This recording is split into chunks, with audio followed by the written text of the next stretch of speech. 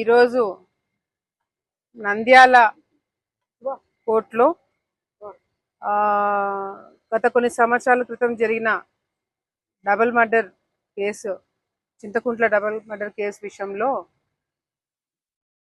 కొంతమందికి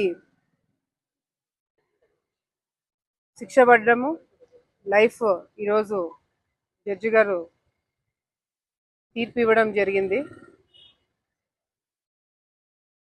ఏదేమైనా చట్టాన్ని అందరూ గౌరవించాలా,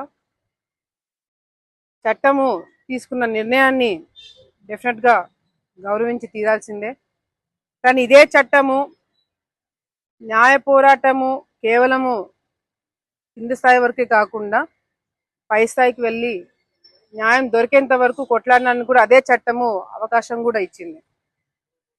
ఎవరైతే ఈరోజు ఈ ఏరియా చాలా మంది అనుకోవచ్చు, శిక్ష పడిన వాళ్ళ దగ్గరికి ఎందుకు ఎమ్మెల్యే గారు వచ్చారు ఏంటి దీంట్లో అనేది. ఈ ప్రాంతంలో గతంలో ఎప్పుడో జరిగిన ఫ్యాక్షన్ కుటుంబాలు అన్ని చాలా వరకు కొన్ని వందల వేల ఫ్యాక్షన్ కుటుంబాలు ఉన్నాయి. అప్పుడెప్పుడో జరిగిన ఫ్యాక్షన్కి ఈరోజు తీర్పు రావడము, ఈరోజు దాదాపుగా 12 మందికి లైఫ్ సెంటెన్స్ ఇవ్వడము. వీళ్ళందరూ కూడా గతంలో ఇరు పార్టీలు అంటే శిక్ష పడిన వాళ్ళు, శిక్ష పడని వాళ్ళు, కేసు కొట్టేపించుకున్న వాళ్ళు అందరు దాంట్లో అన్ని పార్టీల వాళ్ళు ఉన్నారు. తెలుగుదేశం ఉన్నారు, వైసీపీ ఉన్నారు, అందరూ ఉన్నారు. కానీ ఏదేమైనా ఆ కుటుంబాలు ఎవరైతే మమ్మల్ని నమ్ముకొని, ఇందాక చూసాం చిన్న చిన్న పిల్లలు వచ్చి మమ్మల్ని పట్టుకొని మా నాన్న కావాలా అది ఇది అని చెప్పి చాలా బాధపడ్డారు. డెఫినెట్గా వాళ్ళ పరిస్థితి ఏ విధ ఆర్థికంగా ఇబ్బందులు అవన్నీ కూడా దగ్గరుండి మేము చూసుకోవడం ఎట్లాగో మా బాధ్యత, అది మేము చూసుకుంటాము.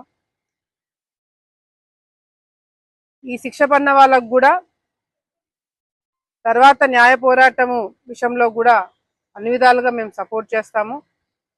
వాళ్ళకి న్యాయం దొరికేంత వరకు మేము కూడా వెంటనే ఉండి, అసలు ఇది డీటెయిల్గా ఇంకా డెప్త్గా హైకోర్టులో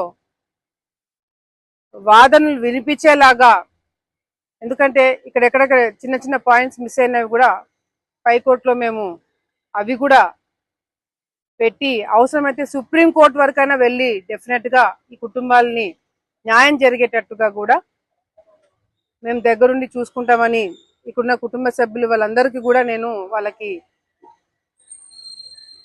భరోసా ఇస్తున్నాము.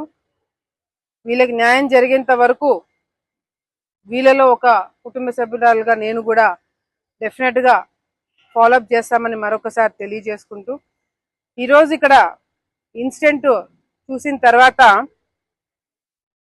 మేము కూడా మా రాజకీయ పద్ధతులు అంటే మార్చుకోవాలి, అంటే దానికి దీనికి సంబంధం లేదు, రాజకీయ పద్ధతులు కొన్ని మేము కూడా మార్చుకోవాలా. ఎందుకంటే మరీ ఎక్కువ మంచితనం కూడా కష్టమైపోతుంది. సో ఎవరిని ఎక్కడ పెట్టాలో అక్కడ పెట్టి మేము కూడా ప్రజలకు ఇబ్బంది లేకుండా, ప్రజలకు ఎవరు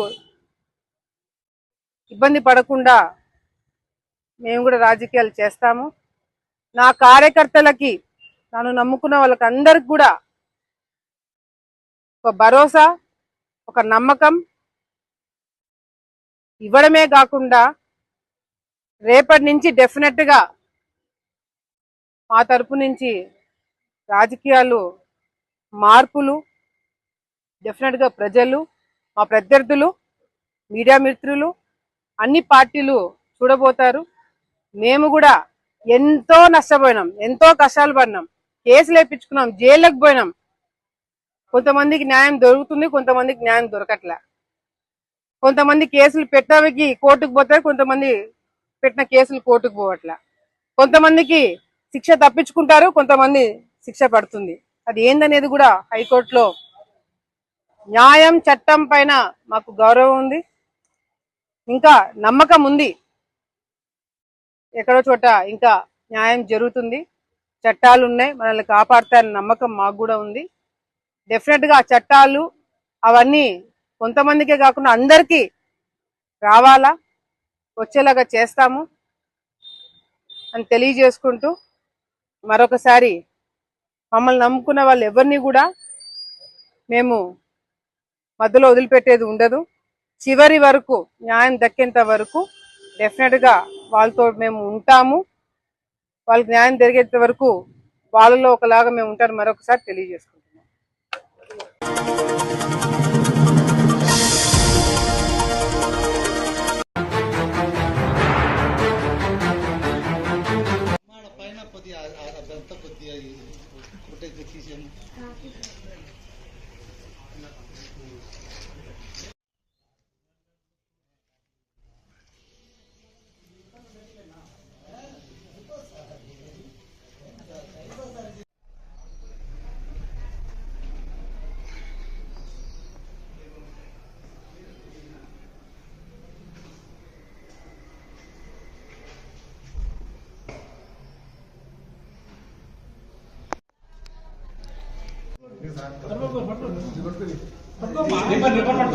फोटो सर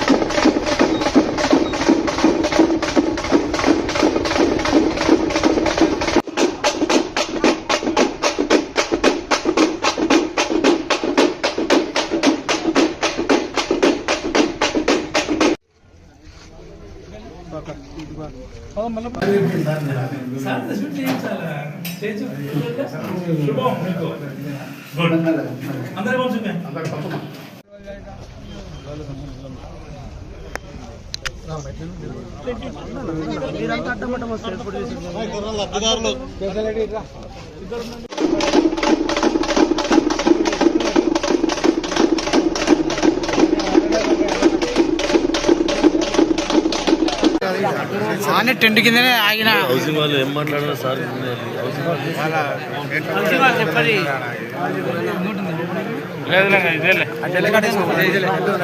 వాడికి చెప్పి నేను మేము ఆడనే ఆ పిండి ఇడికి పిలుచుకొని వచ్చాను.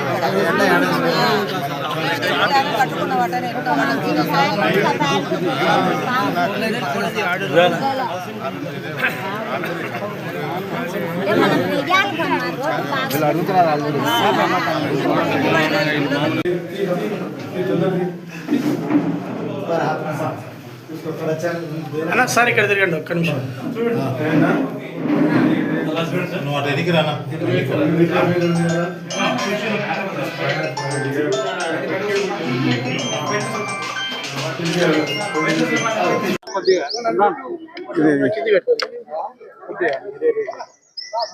ఇది 2001లో ఎంపీటీసీగా వెంకటేశ్వర్లు ఉండే, వీళ్ళ తండ్రి గారు మార్కెట్ యార్డ్ చైర్మన్ తండ్రి ఉన్నాడే పుట్టుపల్లి వెంకటేశ్వర్లు గారు. ఆయన ఉన్నప్పుడు ఇది ఆంజనేయ స్వామి గుడికి సంబంధించిన స్థలం. ఇది అదే ఆంజనేయ స్వామి గుడి ఉంది కదా, దానికి తగిన మాన్యం ఇది. అప్పుడు ఇది రూరల్ ఏరియాలో ఉండేది, అంటే రైతు నగర్లో ఉండేది గ్రామ పంచాయతీ. అదే అప్పుడు అది ఇండిపెండెంట్గా పంచాయతీ ఉండేది. అందులో మీకు ఇక్కడ మన రైతు నగర్ కాకుండా పక్కన ఇది కాంతినగర్ కూడా ఇందులో ఉండేది. అప్పుడు ఈడ ఇన్ఫ్రాస్ట్రక్చర్ ఏమీ లేదు. ఇక్కడ ఇళ్ల పట్టాలు పంచినప్పుడు ఇప్పుడు అప్పుడు ఉండేటోళ్ళు ఎవరున్నారు, గఫూర్ కూడా ఉన్నాడు, బతుకున్నాయి. ఇంక చాలా మంది లేరు, వీళ్ళంతా ఈ పట్టాలు కొనుక్కొని ఉన్న వాళ్ళు ఉన్నారు ఇక్కడ. అప్పుడు 2 ముఖాలు పంచాయతీ చేసి అప్పుడు ఈ మొత్తం ఈ ఊర్లోకి ఇవ్వాలంటే ఈయన ఈ మధులు అదే మహానుభావుడు గఫూర్ సాహెబు, ఇంకా చాలా మంది నూనెపల్లి వాళ్ళంతా కలిసి మిద్దెశ్వరి కూడా ఉన్నాడు బతికి. అప్పుడు మేమందరం కూడా వాళ్ళు కూర్చొని మీరే మాట్లాడుకొని డిసైడ్ చేయండి అని చెప్పా. అందులో 5-6 మంది మీ పత్రికా విలేకరులు కూడా ఉండే, ఒక పాపనాయ ఉండే, పాప చనిపోయా, రామకృష్ణ ఉండే, వీళ్ళంతా ఉంటే మాకు కూడా కావాలని అన్నారు. అప్పుడు ఏమి లేదు, ఖాళీ స్థలం అసలు రైతునగరే లేదు, రైతునగర్ గ్రామం అనేది మిగతా మున్సిపల్ డెవలప్మెంట్ లేదు. అప్పుడు పట్టాలు ఇచ్చిన తర్వాత గ్రామం బాగా ఊరు పెరిగిన తర్వాత ఇది అర్బనైజేషన్ అయిన తర్వాత అందరి పట్టాలు మళ్ళీ మధ్యలో కొనుక్కొని దాదాపు 20 ఏళ్ళు కాబట్టి దాన్ని నిండిన తర్వాత అమ్ముకోవచ్చు అని చెప్పి అధికారులు ఉన్నప్పుడు మేము వచ్చాం. దీనికి స్వరూపం మారిపోయింది. అప్పుడు ఇది బాగా ఉండేది. ఆయన మా ఇంకొక ఎంపీ ఉండే అప్పుడు మోహన్ బాబు, ఆయన పేరు పెట్టింది. ఆయన పేరు పెట్టా, ఎవరి పేరు పెట్టుకుని నాకు పని రికార్డు చూస్తే 2001లో ఎవరు ఇచ్చారనేది తహసీల్దార్ ఆఫీసులో ఉంటుంది. చరిత్ర కావాలి కానీ ఎవరి పేరు పెట్టుకుని నాకు అవసరం లేదు. వాటికి పేర్లు మారినాయి, నాయకులు మారిన తర్వాత పేర్లు కూడా మారినాయి. పేరుతో సంబంధం కాదు. ఇక్కడ ప్రజలు ఇన్ని పేర్లు పెట్టుకునే ప్రజలకు ఇక్కడ ఇన్ఫ్రాస్ట్రక్చర్ ఏమి డెవలప్ చేయలే. నీళ్లు లేవు, రోడ్లు లేవు, డ్రైన్లు లేవు, సమస్య ఉంది. 25 ఏళ్ళ తర్వాత నేను ఎమ్మెల్యేగా ఉండి మంత్రిగా ఉన్నప్పుడు జరిగినాయి కానీ తర్వాత పట్టాలు పడినాయి. ఇంతవరకు మళ్ళీ 25 ఏళ్ళ తర్వాత మళ్ళీ నేను రావడంతో మళ్ళీ పునరుద్ధరణ అయింది. మళ్ళీ భగవంతుడు నాకు ఆశీస్సులు ఇచ్చినాడు కాబట్టి మళ్ళీ ఈ పని మళ్ళీ నా చేసుకున్న దాని మీద పెద్దలైనటువంటి ఇక్కడ ఉండేటువంటి హజరత్ ఎన్నుకున్నాడు, టూపేరు సాహెబ్ పేరు వీళ్ళంతా ఉన్నారు. నా దగ్గరికి వచ్చినాడు చాలాసార్లు. వీళ్ళంతా రోడ్డు తప్పకుండా కమిషనర్ గారితో మాట్లాడి నేను కూడా ఇంకా ముందు రిప్రజెంటేషన్ లేదు, ఇది అర్బనైజేషన్ కాబట్టి ఈయన కూడా వెంకటేశ్వర కూడా ఈయన కూడా మన చైర్మన్ కూడా పట్టించుకోలేన. నాకెందుకు వచ్చి అర్బనైజేషన్ పోయింది, నాకేం సంబంధం లేదు. లేకుంటే మరి సిన్సియర్గా ఉండే స్వామి మీ నాయన యొక్క పట్టుదల లేదు నీ దగ్గర. వెంకటేశ్వర్లు ఆయన పట్టుదల ఉండేవాడు.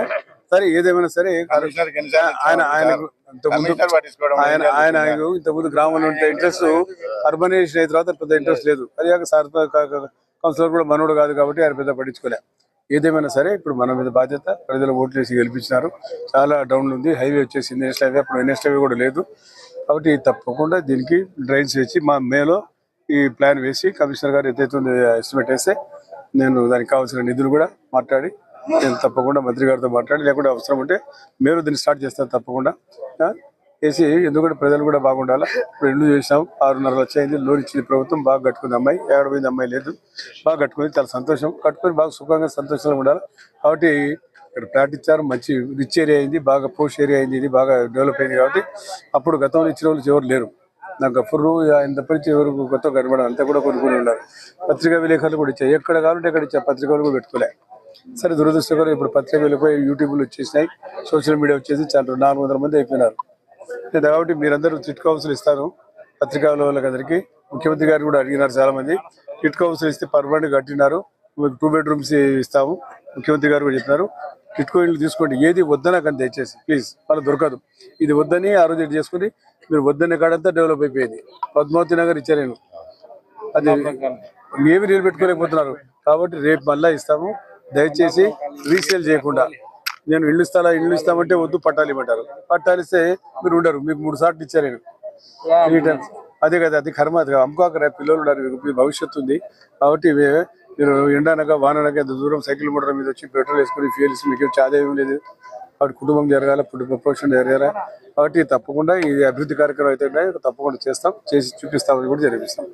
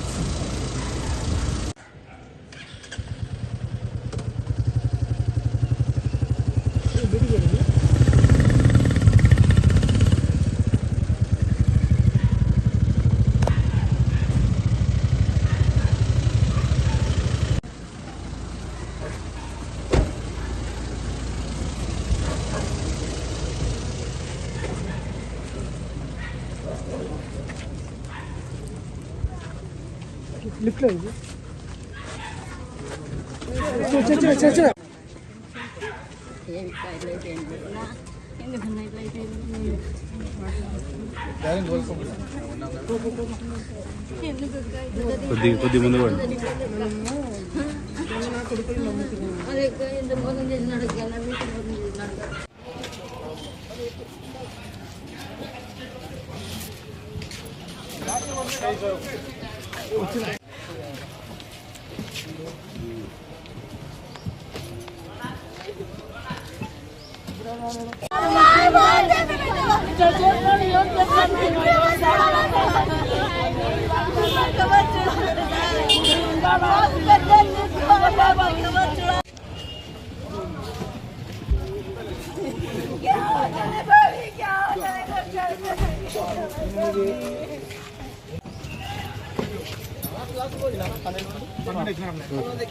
చేసుకో నారాయణ పైకి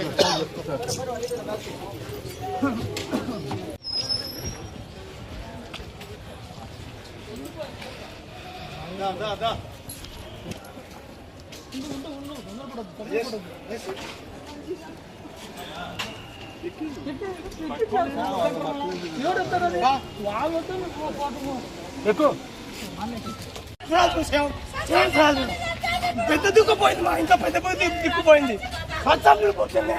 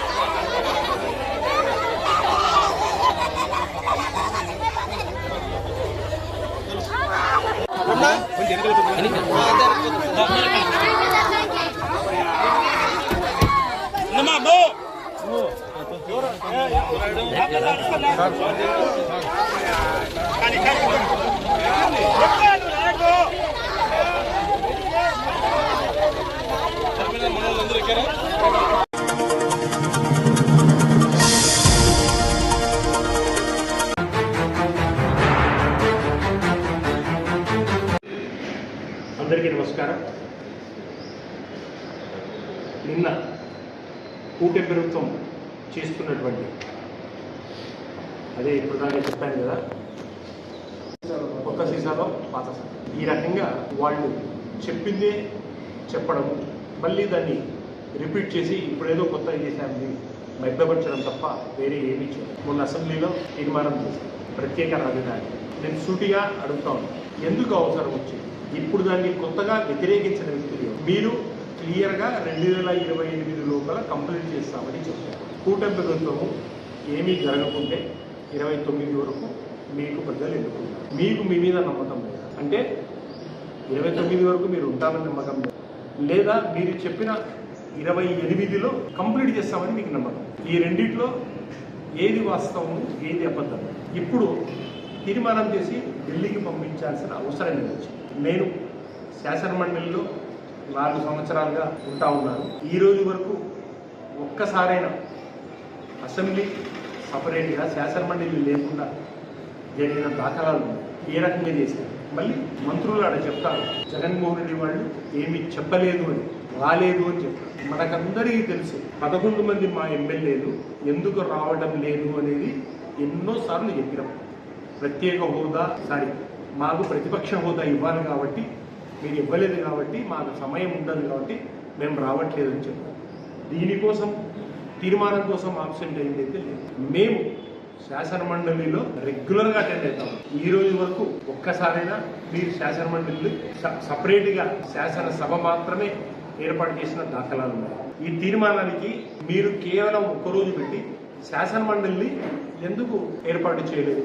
ఎందుకురా అంటే ఇక్కడ మేము క్వశ్చన్ చేస్తాం, మీ అవినీతిని బట్టబయలు చేస్తాం, మేము వాస్తవాలు ప్రజలకు తెలుపుతాం. మీకు ఆ ధైర్యం లేదు కాబట్టి మీరు శాసనమండలిని ఏర్పాటు చేయకుండా కేవలం అసెంబ్లీలో తీర్మానం చేసి ఢిల్లీకి పంపిస్తాం. తీర్మానం చేయాల్సిన అవసరం లేదు, మళ్ళీ తీర్మానం చేయలేదు. ఎందుకురా అంటే అక్కడ ఉండే రైతులకు అందరికీ మేము మోసం చేస్తాం. క్లియర్ అని చెప్తా ఉన్నారు. మొదటి విడతలో 33,000 ఎకరాలు, ఇప్పుడే మన సోదరుడు చెప్పాడు, 33,000 ఎకరాలు. దాని తర్వాత మళ్ళీ దాన్ని 50,000 ఎకరాలుగా ల్యాండ్ పూలింగ్ తీసుకున్నారు.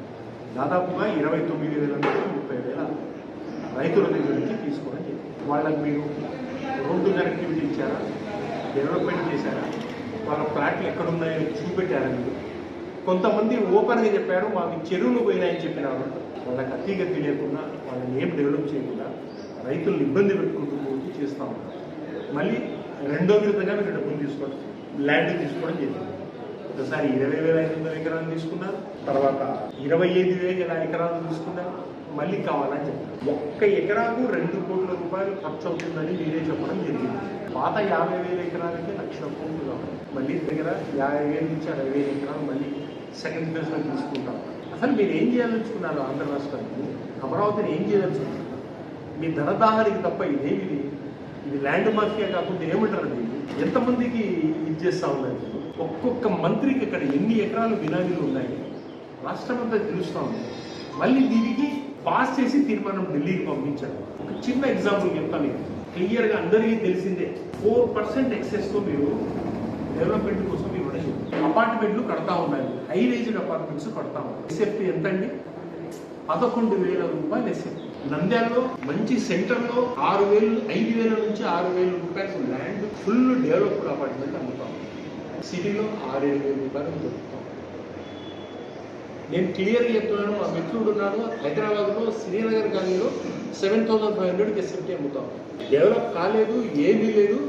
ఇంకో విషయం చెప్తా మీ ద్వారా, శాండ్ వాళ్ళు కష్టపడతా ఉన్నారు కాబట్టి వాళ్ళకి ఫ్రీ 11,000 రూపాయలు ఎస్ఎఫ్టీకి ఇస్తూ శాండ్ ఫ్రీ. 4,000 కోట్ల 47 కోట్ల రూపాయలు మొబిలైజేషన్ అంటారు. ఏమి ఈ రకంగా మీరు అప్పులు చేసే రాష్ట్రాన్ని ఎక్కడికి తీసుకుంటున్నారు? మళ్ళీ దానికి స్పీచ్, దానికి తీర్మానం. మీ ధనదాహానికి, మీ భూదాహానికి తప్ప ఇది ఏమీ కాదు. మేము మీ ద్వారా అందరికీ తెలుపుతున్నాము, మేము వైఎస్ఆర్సీపీ పార్టీ అమరావతి వ్యతిరేకం కాదు. అక్కడ జరుగుతున్న అవినీతికి ఖచ్చితంగా వ్యతిరేకం, అక్కడ జరిగే మోసాలకు ఖచ్చితంగా వ్యతిరేకం. అక్కడ టెంపరీ అని కడతారు, పర్మనెంట్ అని కడతారు, రోడ్డు కనెక్టివిటీ లేదు. ఈ రోజు వరకు మేమందరికీ పోయేది కరకట్టపై నుంచే. ఒక్కసారి చూడండి, ఒకసారి కరకట్ట ఏ రకంగా ఉంటుంది. 2 వెహికల్లు పోవాలంటే ఒకటి స్లో చేసుకొని పోవాల్సిన పరిస్థితి. ఇది కనెక్టివిటీ ఈ రోజు వరకు. దానికి మీ 1,00,000 కోట్ల రూపాయలు మీరు చేస్తాము. చంద్రబాబు నాయుడు గారికి క్లియర్గా చెప్తున్నాను, ప్రజలు ప్రతి వ్యక్తి మిమ్మల్ని అసహించుకునే రోజు వస్తా ఉంది. మళ్ళీ మంత్రులు ఇష్టం వచ్చినట్టు మాట్లాడడం జరుగుతుంది. ఆన్ చేస్తాను, ఏం చేస్తానని చెప్తాను. రాష్ట్రాన్ని ఎక్కడికి తీసుకెళ్తున్నారు? మీరు విలువలతో కూడిన రాజకీయం చేయండి. చంద్రబాబు నాయుడు ఈ రకమైన రాజకీయాలు ప్రజలు హర్షించారు. ఖచ్చితంగా ప్రజలన్నీ గమనిస్తూ ఉన్నారు. డెఫినెట్గా మీకు సమాధానం చెప్పే రోజు వస్తుంది. మిమ్మల్ని తరిమి ఆంధ్ర రాష్ట్రం నుంచి కోరుతారని చెప్పేసి మీ ద్వారా తెలుపుకుంటున్నాను. నమస్కారం.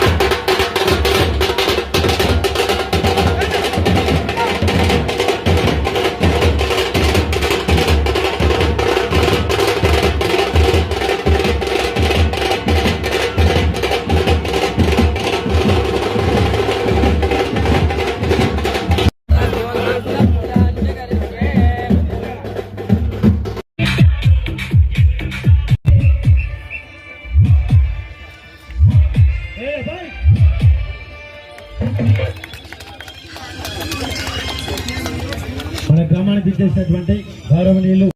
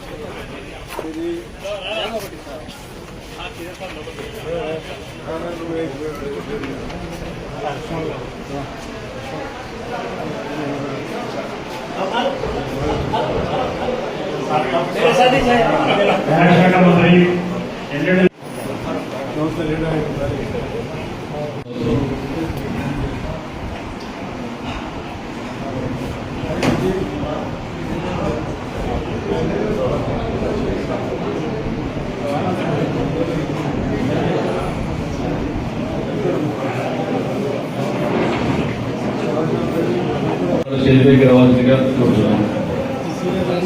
పరమస్వామి గారికి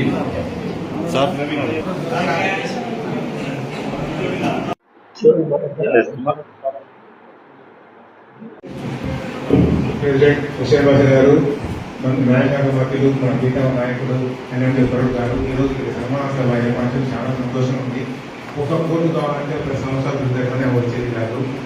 అటువంటిది ఒకసారి మనం అడగకుండానే మన కర్నూలు, ఉమ్మడి కర్నూలు జిల్లాకి 21 కోర్టు శాంక్షన్ అయినాయి. అందులో 3 కోర్టు పెండెన్స్ చాలా పెరిగిపోయింది. తర్వాత న్యాయం చేసిన దానికి మనకు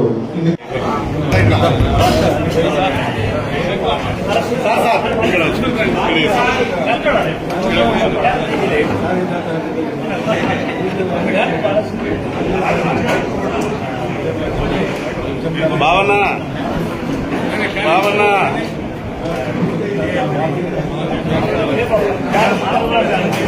సార్ ఇక్కడికి రెడీ సార్.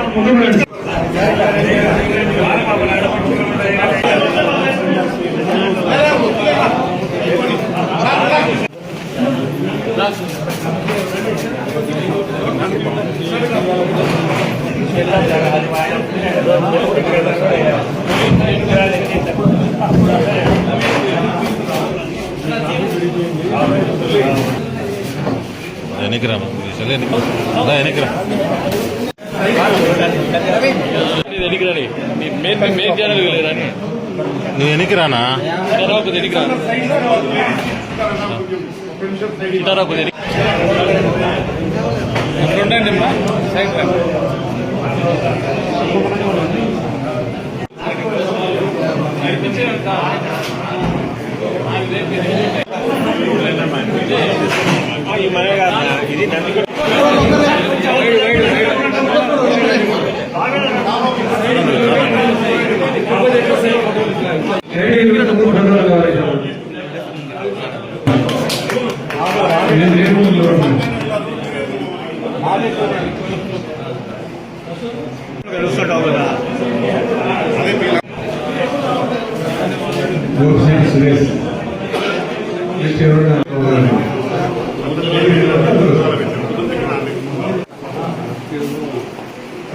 ఈ స్థాయికి రావడం ఇది కూడా చాలా ఏళ్ళ నుంచి రాజకీయాలు చూస్తూ ఉంటాం. 45 సంవత్సరాలు దాదాపుగా వచ్చింది.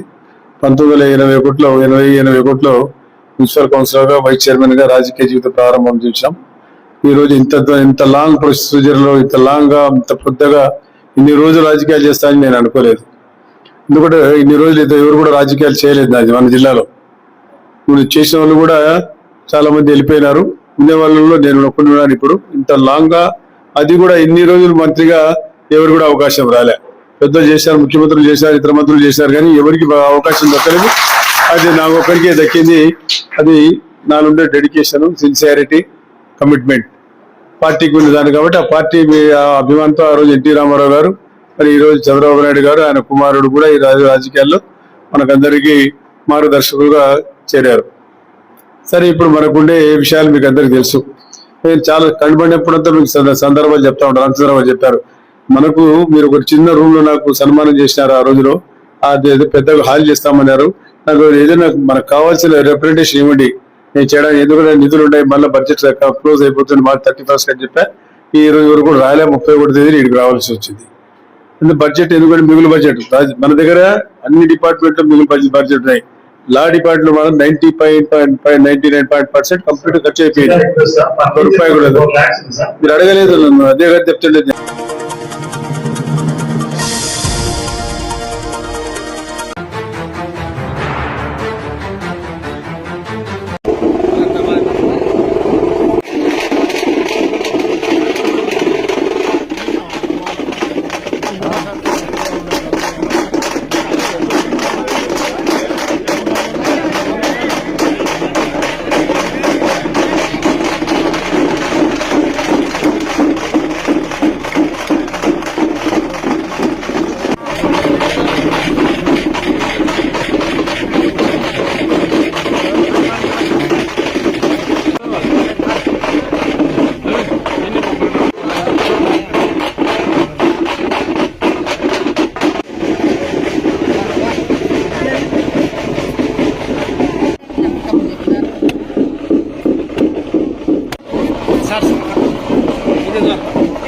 Okay sir.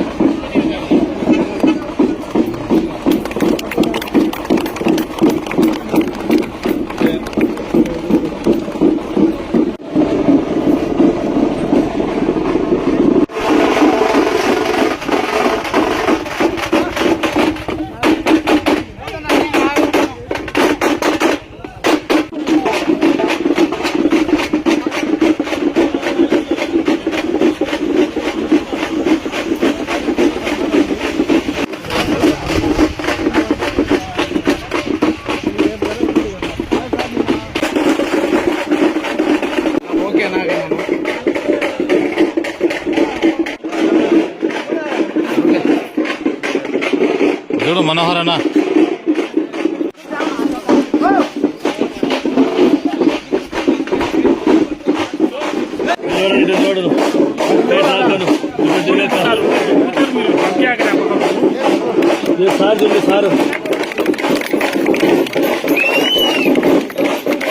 సార్ అనిపిస్తున్నాడు.